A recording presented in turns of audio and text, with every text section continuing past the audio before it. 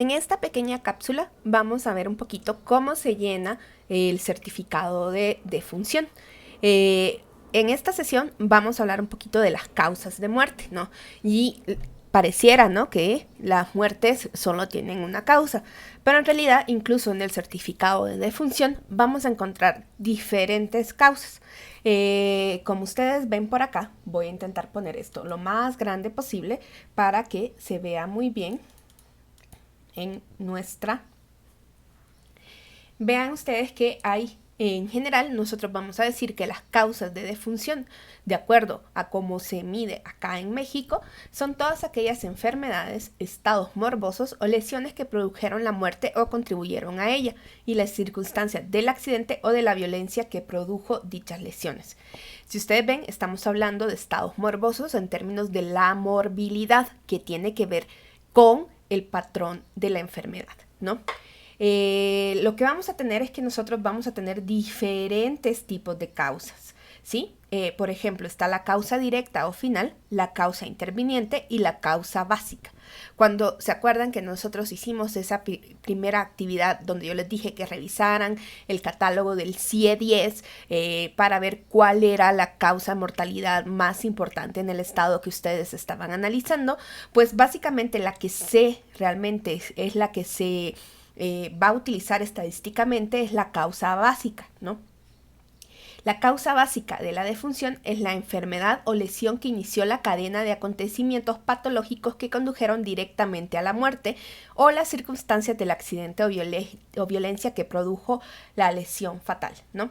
Entonces, nosotros vamos a ver que hay diferentes tipos de causas de muerte, ¿no? Entonces vamos a tener causas directas o finales, causas intervinientes y las causas básicas, que son las que vamos a tener en nuestros tabulados de INEGI. También pueden existir otros estados patológicos que pueden ser causas contribuyentes, ¿no? Entonces, toda esta información nosotros la tenemos en el certificado, ¿no? Ya las personas, hoy cada vez más, me imagino que ustedes, a raíz de la pandemia, ¿no?, logramos ver esto que eran las comorbilidades, ¿no? Entonces, esto hace que este análisis sea aún más importante en términos estadísticos, ¿no? Nosotros, la causa que tenemos es esta causa básica, ¿no? Y vean ustedes que, por ejemplo, aquí se establece, ¿no?, en las instrucciones de llenado, que no se ponga estos modos de morir como paro cardiorrespiratorio o falla orgánica, porque eso es básicamente lo que por lo que nos morimos casi todos, ¿no? Entonces, esto es importante porque a veces, sobre todo ahorita que veamos lo de las causas de muerte, pues vamos a tener que tener esa definición.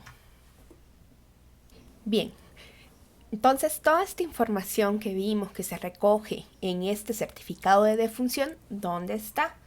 Bueno, no toda la información va a estar disponible en el cubo del INEGI, pero sí va a estar disponible en la información que se recoge a nivel de microdato. Vamos a ver cómo se puede establecer o llegar a esa información. Estamos aquí en el sitio del INEGI. Recuerden que nos vamos a programas de información, registros administrativos, estadísticas vitales, luego mortalidad, ¿no? Si ustedes ven acá, nosotros tenemos tabulados y tenemos otros que se llaman microdatos. ¿Qué es un microdato? El microdato es la información a su nivel más chiquito, ¿no? Entonces, ¿cuál va a ser el nivel más chiquito de la información para la mortalidad? Va a ser una muerte, ¿no? Entonces, si nosotros bajáramos estas bases de datos que están en un formato que se llama DBF, que necesitamos paquetes un poco especializados para utilizarlas, pues aquí nosotros tenemos esa información y lo que vamos a tener es que cada renglón va a ser una muerte. Entonces, estas bases también son un poco amplias, como ustedes se podrán imaginar. Si nos vamos aquí a documentación, vamos a ver los metadatos, ¿no? ¿Se acuerdan que Victoria en su sesión nos habló de estos metadatos? Bueno, acá nosotros tenemos los metadatos. Aquí están las defunciones registradas, que es la mortalidad general. Y vemos, por ejemplo, para el 2020, ¿no?, cuál es la información que tenemos. Y acá están los diccionarios de datos. Si nosotros bajamos esa base de datos que les enseñé, vamos a tener esta información. Si ustedes se fijan, aquí tenemos muchas de las variables que sí nos salen en nuestra consulta por el cubo, pero también nos salen otras. Como yo les comentaba, pues tenemos elementos del registro de la residencia habitual del fallecido y de dónde ocurrió el hecho de la mortalidad, ¿no? Entonces, si ustedes ven, aquí está la causa de la defunción. De acuerdo al CIE-10, hay una lista mexicana también. Vamos a tener el sexo, la edad, el día, mes, año de la ocurrencia, la escolaridad. Vamos a tener una cosa muy importante que nos va a importar es si, por ejemplo, si es una presunta. Acuérdense que muchos fallecimientos a veces hay presunciones, ¿no? Entonces hay presunción de homicidio, presunción de suicidio, estas cosas van a ir ahí.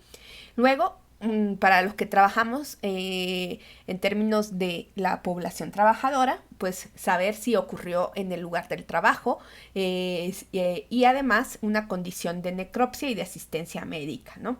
Entonces también hay otros elementos como la persona que certificó la defunción, la nacionalidad del fallecido y las condiciones de derecho a audiencia y de embarazo, sobre todo para las mujeres, ¿no?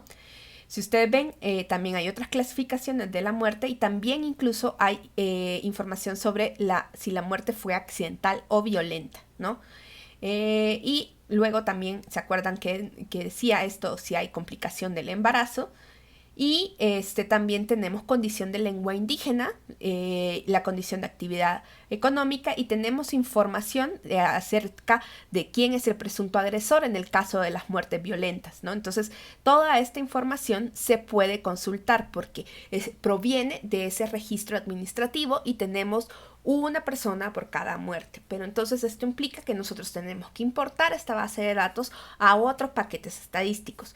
No lo vamos a hacer en esta ocasión porque no es el objetivo directo en esta clase, pero para que ustedes vean toda la información disponible que hay sobre la mortalidad.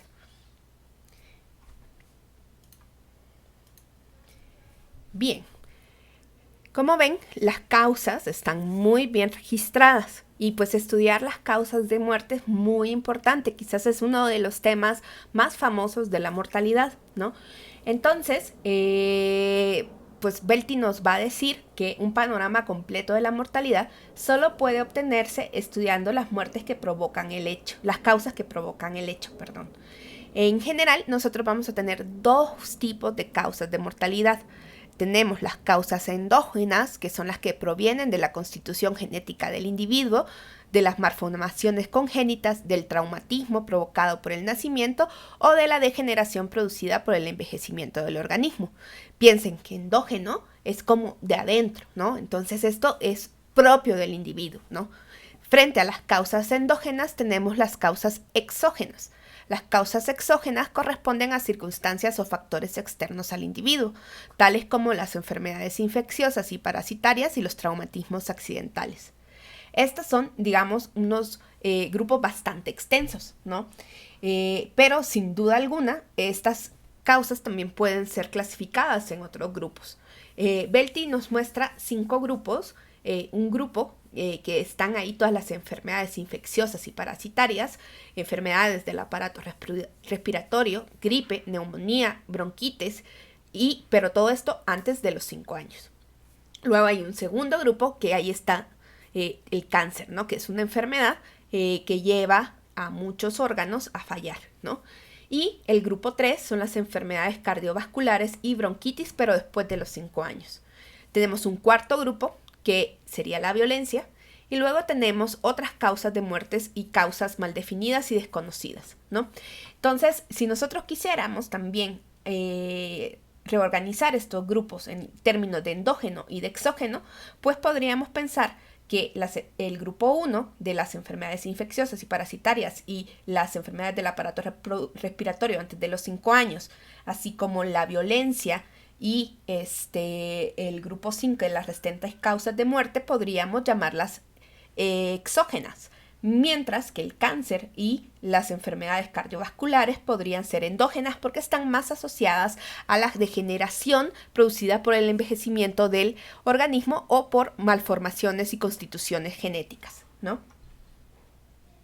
Todas estas causas, pues cómo se van dando a través de la historia, crearon un elemento que es quizás uno de los pocos modelos teóricos que tenemos en demografía, y esto nos los estamos prestando más bien de la teoría de la enfermedad o más bien de la epidemiología, ¿no? Y esta se llama la transición epidemiológica.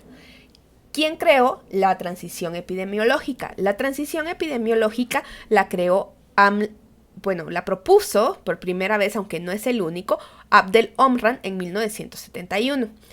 ¿Qué es lo que dice este concepto de transición epidemiológica? Que vamos a tener a lo largo de la historia cambios en los patrones de enfermedad y de las causas de muerte, ¿no? ¿Y cuál va a ser estos cambios? Vamos a pasar de espacios donde hay una mortalidad infantil elevada y epidemias infecciosas a una mayor prevalencia de enfermedades crónicas y degenerativas.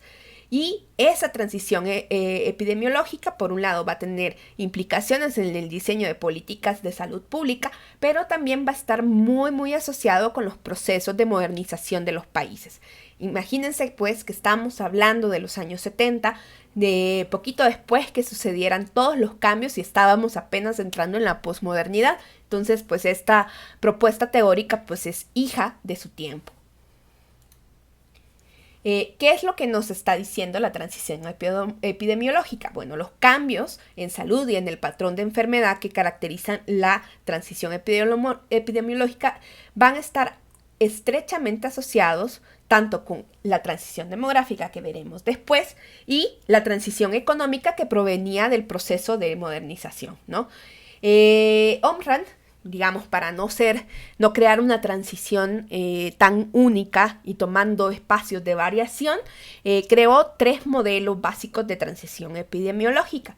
Un primer modelo es el modelo clásico u oeste, es decir, del occidente, ¿no? Omran lo vio en Inglaterra, Gales y Suecia. ¿Y qué fue lo que él vio en estas sociedades? Bueno, en estas sociedades el patrón característico es que el descenso de la mortalidad fue gradual y ocurrió como respuesta a mejoras sociales, económicas y ambientales que constituían el proceso de modernización. Es decir, que se cree que entonces ya la reducción en la mortalidad venía por esas ganancias que venían de instaurar la modernización y de las mejoras en el desarrollo, ¿no? Entonces, ese es el modelo clásico u oeste, ¿no? Y, digamos, empieza a bajar la mortalidad mucho antes que en otros lados, ¿no? Frente a este modelo, él también propone otros 2 modelos con algunas diferencias, ¿no? Propone el modelo acelerado y que él en este momento se está imaginando a Japón. Japón también tuvo una mortalidad que descendía, que estaba determinada por los cambios sociales que estaba viviendo hacia una sociedad con mejores condiciones. Pero digamos que aquí el papel de la revolución médica, ¿no?, fue mucho más amplio, ¿no? Entonces, en este sentido, ¿no?, digamos, este es un modelo que, si bien hay un proceso de modernización, de mejoras sociales, de, digamos, mejoras en el desarrollo que estaba patrocinando esta disminución en la mortalidad, aún así, cuando ya venía de bajada, digamos, se le sube también la revolución médica, ¿no? Entonces, este es el modelo japonés. Luego tenemos el modelo acelerado o tardío. En este caso, Omran se basa en los casos de Chile y Ceilán. Digamos que a diferencia del modelo clásico, aquí la disminución, digamos que se debe casi por completo a un componente médico, ¿no? Por la adopción y la importación de la tecnología moderna médica, ¿no? Entonces, no es porque en las sociedades haya habido grandes cambios sociales que llevaran a las mejoras y, por tanto, una disminución de la mortalidad por eso, sino que está más bien determinado por la importación de la tecnología. Entonces, estos son los 3 como modelos de transición epidemiológica, ¿no? Entonces, ¿qué es lo que incluye esta transición epidemiológica? Por un lado, vamos a tener cambios demográficos patrocinados por esta transición. La primera es que es la reducción en la mortalidad infantil. Esto va a conllevar a una reducción en las tasas de fecundidad. ¿Y por qué? Me van a decir. Bueno, lo vamos a ver un poquito más cuando nosotros estemos viendo la transición demográfica, pero cambia la relación del valor de los hijos y por tanto, al fallecer menos niños, ¿no? Las personas pues ya no tienen tantos hijos, porque antes se tenían muchos hijos, porque había como una situación donde las personas sabían que no todos sus hijos llegarían a la edad adulta, ¿no? A partir de esto, que si no se mueren chiquitos, digamos, las personas pues sí llegan a la edad adulta y por tanto, en lugar de morir, digamos, por esas causas exógenas que veíamos que tienen estas enfermedades cardiorrespiratorias y cosas antes de los 5 años, que es la mortalidad infantil, entonces pues las personas crecen y desarrollan enfermedades ya más típicas de los adultos que ya las consideramos más endógenas, ¿no? Por otro lado, vamos a tener cambios en los factores de riesgo, ¿no? ¿Esto a qué se debe? Bueno, vamos a tener cambios en la abundancia, distribución y o virulencia de los microorganismos patógenos, factores ambientales, frecuentemente causados por la actividad humana, que pueden causar enfermedades y factores sociales y culturales, por ejemplo, el estilo de vida y tipo de dieta. Piensen que estábamos en el momento de las urbes, ¿no? De la urbanización. Muchas enfermedades infecciosas se pueden transmitir muy fácilmente en zonas urbanas donde hay más gente, ¿no? Eso. Pero por otro lado, tenemos acceso a servicios también en las ciudades. Tenemos más acceso al agua, tenemos más acceso a todos los servicios que nos puedan llevar a una vida más sana, ¿no? Pero también en la vida cotidiana de las ciudades también tenemos otros patrones de vida, estilos de vida, de consumo, de alimentación, ¿no? Entonces cambian de alguna manera estos elementos, ¿no? Tenemos también las prácticas de la medicina moderna. Sin duda, el mayor logro que tenemos es la presencia de las vacunas, ¿no? Y por otro lado, el descubrimiento de la penicilina en el siglo XX fue otro punto de inflexión en la medicina moderna y bueno, como ustedes saben, también le debemos la vida a muchos antibióticos, aunque también ahorita pues sí hay una discusión acerca de que hay cada vez bacterias más fuertes hacia los antibióticos. Pero bueno, como toda transición, ¿no? Todos los conceptos de transición van a tener una crítica fundamental, que es que si nosotros vemos todo como una transición, significa que no hay vuelta atrás, que todo va caminando de estadio en estadio. Y esto no necesariamente es así. Por otro lado, podemos encontrar también otros tipos de críticas, ¿no?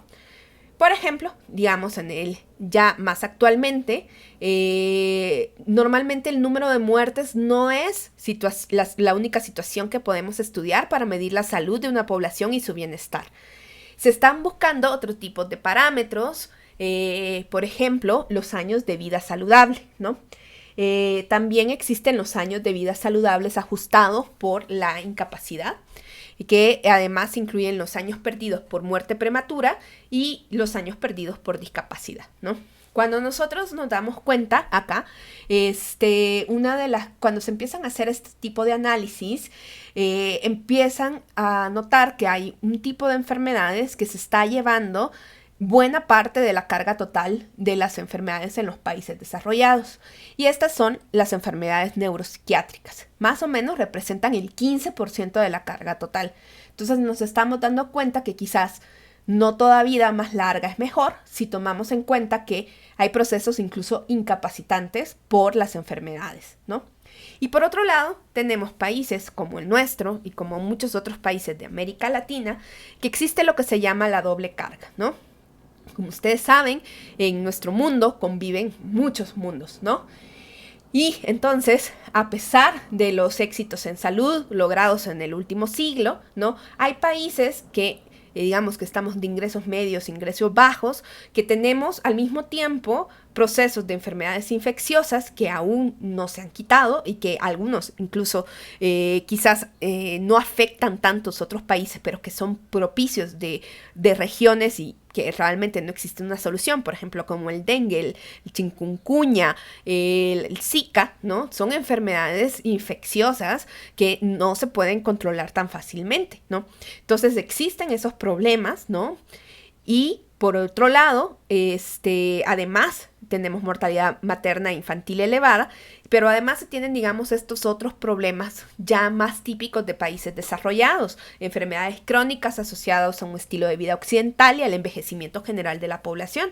Ustedes saben que México es uno de los países que tiene la más alta tasa de obesidad infantil, ¿no? Entonces, esto es un factor que tiene que ver con un cambio de estilo de vida, que por eso tenemos todas estas políticas como el etiquetado, porque se está tratando de cambiar un poco esto, porque la comida es cada vez más procesada y esta comida procesada es la más barata y la que le llega a buena parte de la población. Y esto está generando un problema social.